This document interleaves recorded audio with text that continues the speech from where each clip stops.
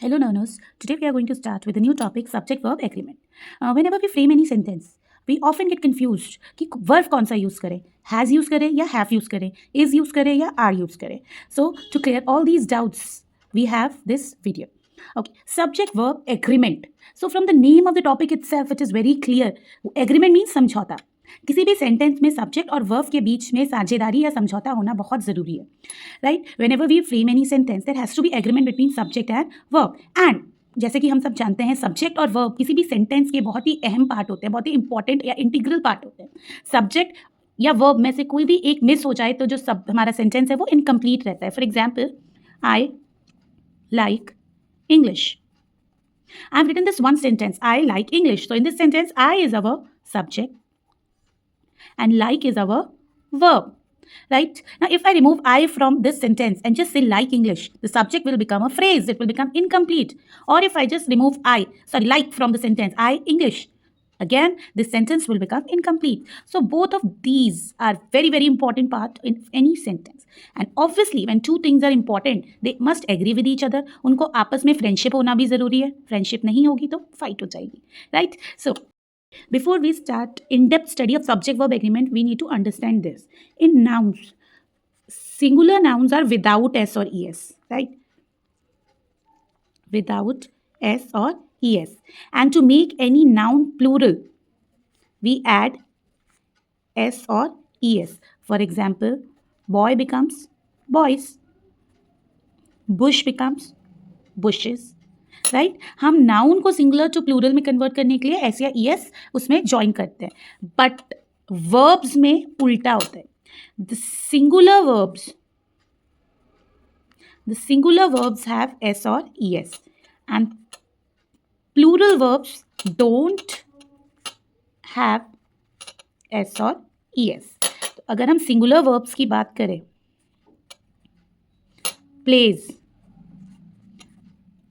dances, does, has, ये सारे हमारे सिंगुलर वर्ब्स हैं. और प्लूरल की बात करें, play, dance, have, these are our plural verbs, right. तो वर्ब्स में अपोजिट चलता है. जो हमारे सिंगुलर वर्ब्स होते हैं उसमें एस और ई एस लगता है, जो प्लूरल वर्ब्स होते हैं उसमें एस और ई एस नहीं लगता है, right. Now another thing we need to understand is, when we talk about subject verb agreement, our verb always depends on its subject and follows it when we talk about number or person. जो हमारा verb है वो पूरी तरीके से subject के number और person पे डिपेंड करता है. अगर हमारा सब्जेक्ट सिंगुलर होगा तो हम सिंगुलर वर्ब यूज़ करेंगे. अगर हमारा सब्जेक्ट फर्स्ट पर्सन में है तो उसके अकॉर्डिंग ही हम वर्ब यूज़ करेंगे. तो ये चीज़ हमें समझना बहुत ज़रूरी है. Like for example, he says he is ill. अब ही हमारा सिंगुलर सब्जेक्ट है तो हमने अपना वर्ब भी सिंगुलर ही यूज़ किया है. सिमिलरली यहाँ पर भी ही सिंगुलर है तो हमने वर्ब इज़ यूज़ किया है जो कि सिंगुलर्स के साथ यूज़ होता है. अगर मैं एक प्लूरल सब्जेक्ट यूज़ करूँ, if I use a plural subject, so they say, they are इल. तो अगर हमारा जो सब्जेक्ट है वो प्लूरल होगा तो वर्ब भी प्लूरल ही यूज़ हो, राइट. अब पर्सन की बात करें तो आई से आई एम इल. तो हमने यहाँ पे एम यूज़ किया क्योंकि आई के साथ हम एम यूज़ करते हैं. एक चीज़ और, I is singular, I is use for one person, it is singular, लेकिन जो इसके साथ वर्ब यूज़ होता है वो प्लूरल ही यूज़ होता है. We never use I says, it will be wrong, right. So these were the basic things that we need to know. Now we need, again, what are singular verbs? When we talk about helping verbs, list of singular verb, is singular, does is singular, has, was, these are singular verbs. And plural are, were, have. These are plural verbs. Now there are various conditions where we get confused, right, whether to use singular verb or plural verb. So we will see those conditions one by one and try to understand them. Okay. Before we get into the depth to understand the relationship between a subject and a verb, let's see some examples, the basic examples to understand how this agreement works, right? So as I've written, singular subject, singular verb. So let's take some example. She writes. Shyam reads. The girl dances. Now see, she is singular, Shyam is singular, girl is singular. So with all of these, we have used singular verb. Now when we have a plural subject, plural verb. For example, they write. The boys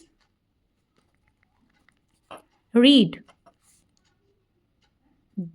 The girls dance. So how the verb changes form from singular to plural you have seen, right? So singular subject, singular verb, plural subject, plural verb. So let's move on to the things which we get confused not many times when we talk about subject verb agreement. First, we will talk about when two subjects are joined using and के साथ जब हम कोई दो subjects join करते हैं और sentence बनाते हैं, ये एक बहुत ही कंफ्यूजिंग कॉन्सेप्ट हो जाता है ये समझने के लिए कि हमें सिंगुलर वर्ब यूज़ करना है या प्लूरल वर्ब यूज़ करना है, because in most of the cases we have seen we use plural verb. If subject 1 plus subject 2 is used joined using and, the verb used is plural. Like for example, Shyam and Ram are best friends. So हमने श्याम और राम दो boys के बारे में बात की है और इसको हमने एंड के साथ ज्वाइन किया है, तो ऑब्वियसली राम और श्याम दो अलग अलग पर्सन हैं, तो हम प्लूरल वर्ब यूज़ करेंगे आर, राइट. बट इसमें भी बहुत सारी सिचुएशंस और कंडीशंस होती हैं. कुछ सिचुएशंस ऐसी होती हैं जब हम एंड के साथ सिंगुलर वर्ब्स यूज़ करते हैं, तो उसी में हम एक पहली कंडीशन का बात करेंगे. When we join two subjects, subject 1 and subject 2, and both the subjects talk about same person. Like we'll take one example, the poet and scholar dash to our school.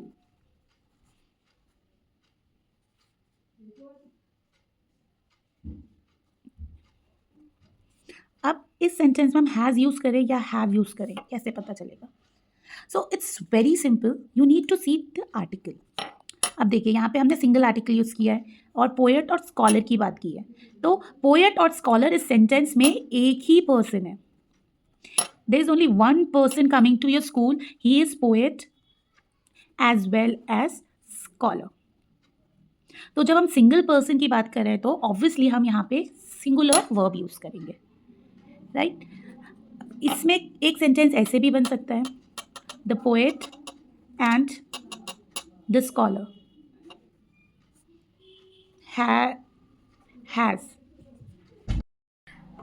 have come to our school.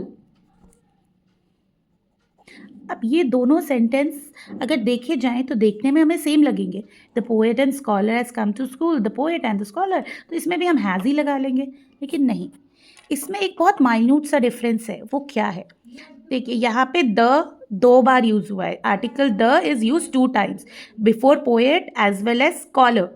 इस sentence में we are talking about 2 different people.